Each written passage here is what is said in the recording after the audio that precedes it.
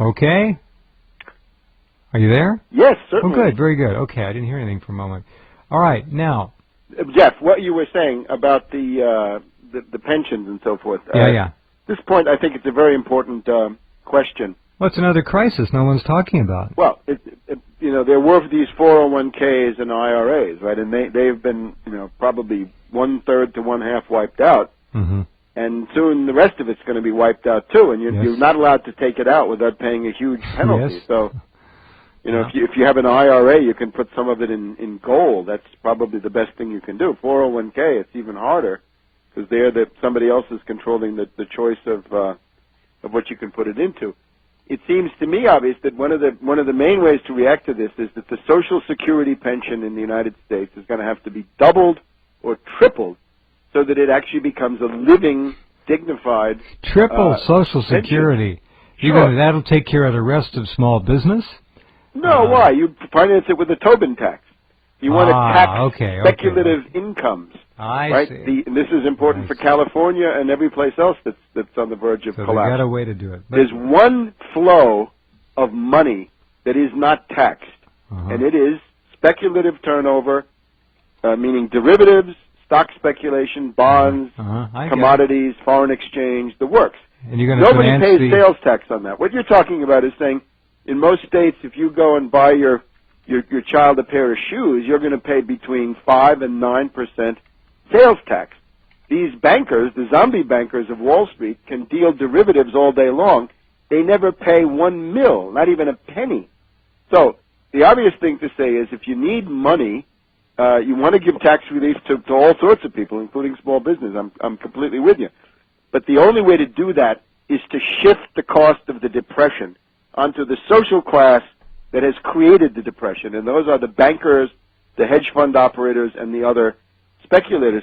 This, for example, Ron Paul's polemic against the nanny state, to me, is going completely in the wrong direction on this stuff. The nanny state means the social safety net, and it's got to be maintained, it's got to be built up and developed. And maybe we talk about healthcare in the same breath. Now, the healthcare situation, it's not possible just to say no, because there's a real issue here, and it's sort of necessary to thread the needle between the reactionary Republican opposition and the Obama sort of corporate state forces who are intent on looting all the money out of Medicare, Medicaid, and so forth, and sending that money to Wall Street for further bailouts.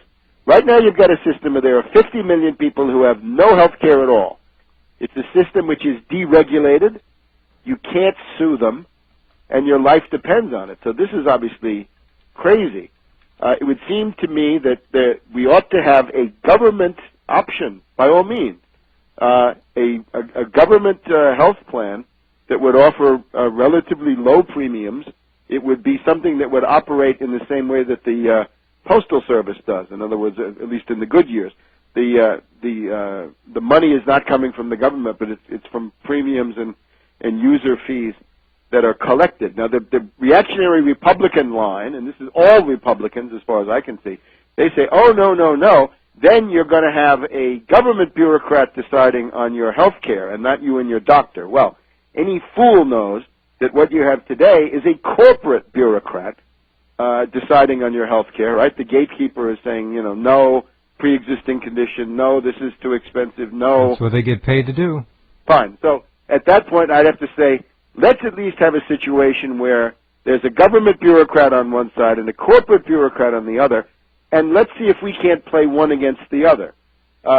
So, in other words, if I go to the corporate bureaucrat and he says, your operation is disallowed, I'll say, well, I'm going to the government plan and see if I can do something there. So at least you got some margin of maneuver. In other words, let this conflict be built into the system in the same way that the Postal Service competes with FedEx, and some things the Postal Service is better and some things FedEx is better, I suppose, right? That would be one way to look at it.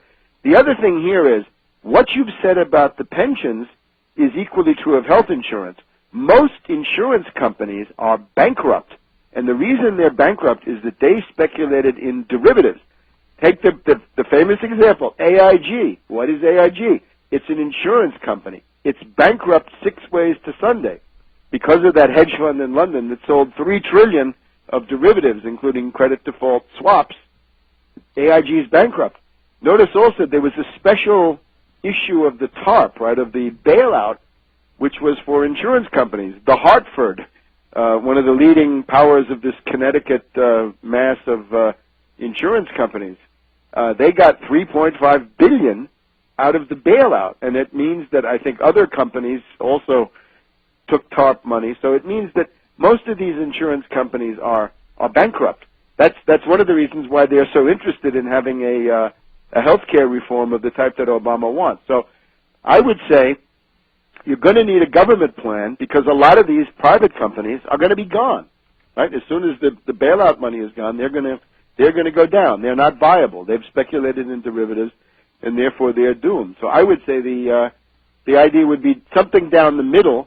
And the main objection to any government plan coming from Orsag and Sibelius is that they're going to try to do rationing of care. So the main thing you got to fight for is no rationing of care and savings. Yes, savings can be realized because you've got to have a crash program for biomedical research built into the program.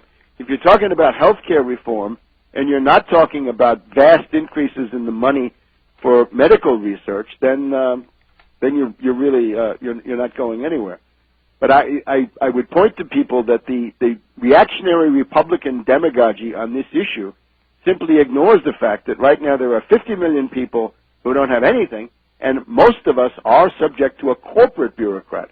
I would say there's a good chance that the government bureaucrat is going to be more susceptible to pressure than the corporate bureaucrat would be. Mm-hmm. And I think the reactionary Republicans don't want this to become an entitlement because then it will be subject to more political pressure. And indeed, the government one might drive out the private ones because it won't have dividends, it won't have executive pay, it won't have lobbying and advertising, at least on the same scale that the private one does. Well, I agree. This is very interesting. All right, back in a minute with Webster Tarpley. 1 segment to go. Maybe we can get Webster to talk on this value-added tax, the VAT tax. The national sales tax, again, that's still being talked about here and there. We'll find out.